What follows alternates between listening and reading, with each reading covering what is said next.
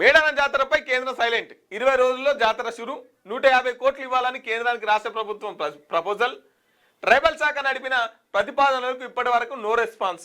2024లో జాతరకు 3.14 కోట్లు మాత్రమే ఇచ్చిన కేంద్రం ఈసారి 300 కోట్లు స్టేట్ ఫండ్స్ తో మేడారంలో అభివృద్ధి పనులు.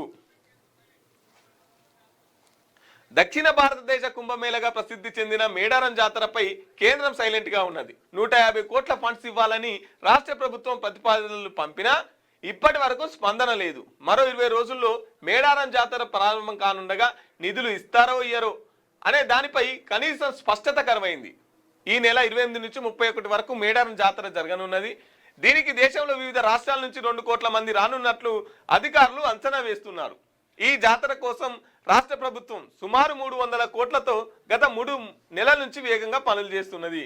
ఈసారి మరి పోయినసారి అన్న 2024లో అన్న 3.14 కోట్లు 3 కోట్ల 14 లక్షలు ఇచ్చారు. ఈసారి ఆయనతో కూడా ఇద్దరు అయ్యారో తెలియదు. మరి ఈసారి 300 కోట్లతోని పనులు చేపించే కేంద్రం సైలెంట్గా ఉందంట.